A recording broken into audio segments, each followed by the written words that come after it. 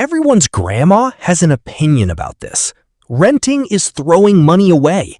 You need to buy before 30. Cool story, except the math has changed. Today, I'm breaking down rent versus buy like an actual debate, because in 2026, this isn't as obvious as your family thinks. Quick disclaimer, this isn't financial advice. It's a framework. I'm going to argue both sides, hit you with real numbers, and at the end, give you the actual decision-making test I use.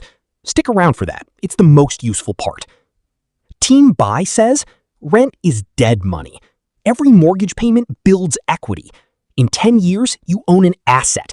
Renters own nothing. Team Rent fires back. Ownership isn't free money. It's a leveraged bet on one house in one city that you're forced to hold.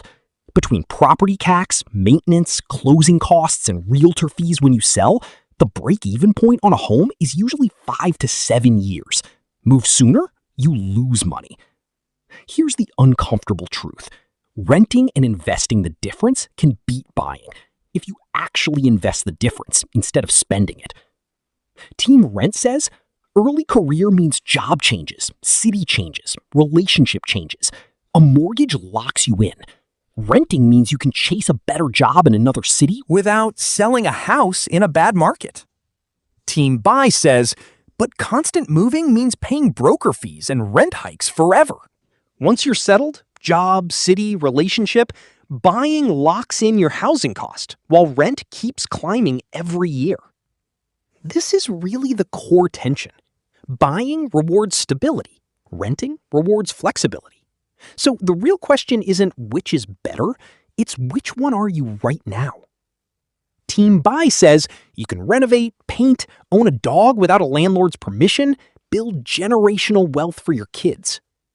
Team Rent says you can also travel more, take a lower-paying dream job, not stress about a leaking roof at 2 a.m., and not be stuck if your neighborhood gets worse or your job goes remote and you want to relocate.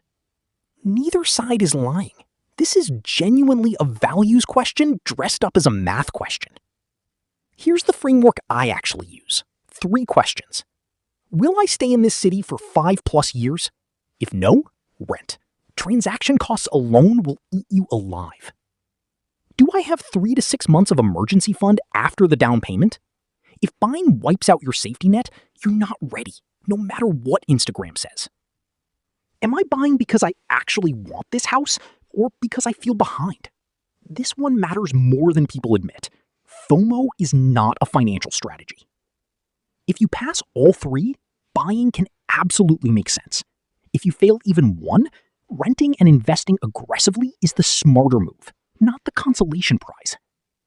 The old advice, always buy, renting is wasting money, was built for a different economy.